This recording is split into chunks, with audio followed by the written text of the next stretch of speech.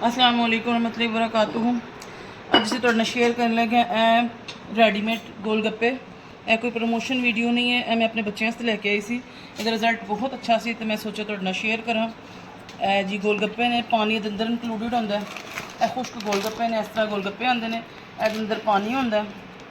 यह मसाला असीं आपे बनाना सी। बूंदी भिगोई है, आलू वो बेसिक मसाले पाए ने, प्याज पाए ने, दही लई है और एक जग असीं ठंडे पानी दे लैके हाफ जग असीं मसाले नाल तैयार कर लांगे। हाफ मसाले नूं असीं नैक्सट टाइम असीं स्टोर कर लांगे। देखो जी ऑयल साडा गर्म हो गया। इस अंदर 7-8 गोलगप्पे फेंकांगे और तुसीं इहनूं छोड़ना नहीं। मैं 1-2 लोगों का सुनिया दे रिव्यूज़ अच्छे नहीं, वो इहनूं छोड़ देंदे ने। तुसीं ना इहनूं इंज करदे रहो ताकि ना फुल्लन सही तरह उपरों नीचों। ए देखो जी ये कितने ज़बरदस्त फुलन लग गए ने। हजे इन्हां दा साइज़ वड्डा होएगा। ए देखो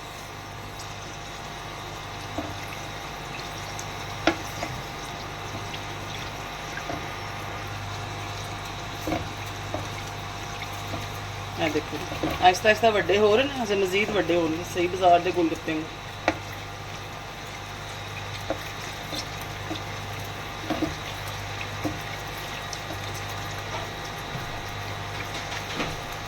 ਇਹ देखो जी साढ़े जबरदस्त जो गोलगप्पे तैयार हो गए हैं। असीं ना एक चक्कर होर निकालांगे तो तुहानूं फिर इसदी फिलिंग करके दिखावांगे।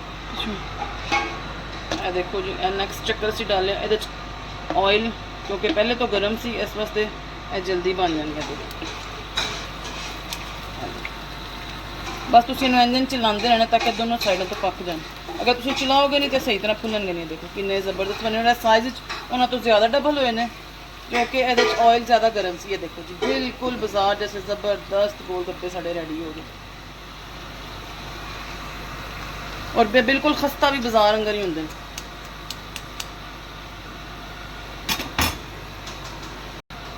हुण असीं इहनूं बाहर निकालांगे। ए देखो जी कैमरामैन जूम करो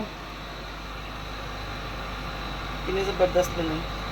ऐसे तो पानी वाला साशे खोलिया, अद्धा मसाला असीं अंदर ऐड कर देंगे, बल्कि पूरा ही ऐड कर देंगे क्योंकि असीं पूरे गोलगप्पे जिहड़े ने बना लेने जो बनते हैं साढ़े घर बिल्कुल नहीं बचते।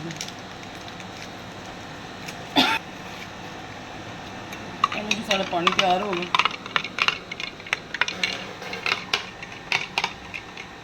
पानी बिल्कुल चिल वाटर लैके तुसीं तैयार करना। जिन्ना ठंडा पानी होगा उन्ना ज़्यादा तो मज़ा आएगा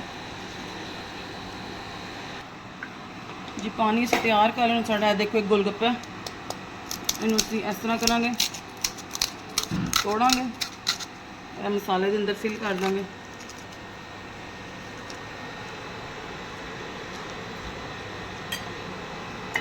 इस तरह ही सारे गोलगप्पे तैयार कर लेंगे।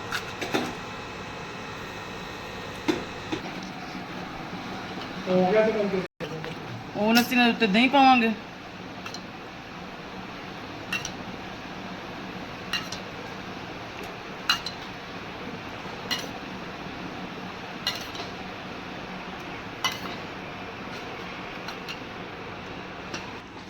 थोड़े गोलगप्पे तो सब्ज़ चटनी पावांगे क्योंकि साढ़े बच्चे नहीं लाइक करते, इस थोड़े गोलगप्पे तो पा लाँगे। थोड़े गोलगप्पे जो असीं हुण सादे रहन देंगे।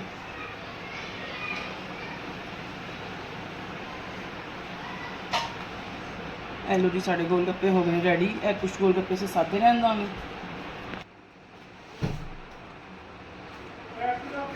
देखो जी साढ़े गोलगप्पे बिल्कुल रेडी ने। इन्हूं असीं पानी दे नाल सर्व करांगे। अगर तुहानूं साडी रेसिपी पसंद आई इन्हूं साडे चैनल सबसक्राइब करो, शेयर करो, लाइक करो। यह कोई प्रमोशनल वीडियो नहीं है, असीं तुहानूं अपने चैनल के गोलगप्पे की वीडियो भी दिखावांगे। यह सिर्फ विखाण का मकसद है कि चंद दफ़ा इंसान नूं सुस्ती आ जाती है, दिल करता बस उठ के चट्टी पट्टी कोई चीज़ मिल जाए, तो वो वास्ते बेहतरीन रेसिपी है। इसका रिव्यू असीं तुहानूं देवांगे हुण अपने छोटे काके नूं खवा के। साडे मंचकिन असीं तुहानूं खवा के विखावांगे।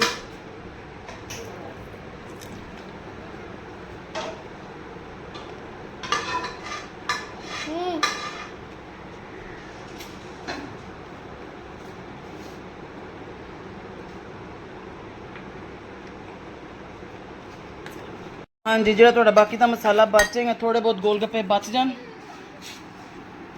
और थोड़ी ना दही पाओ, गोलगप्पियां का पानी पाओ, इन्हें मिक्स करो तो चाट तैयार है। जो गोलगप्पे वाले तुम चाट के नाम से दिंदे। अगर तुहाडे कोल उबले आलू ने थोड़े ने तुसीं ओह भी पा लो। मेरे को चूँकि मैश सन, लेकिन खैर ज़्यादा डालने की जरूरत नहीं। गोलगप्पे के मसाले दे विच आलू है ने।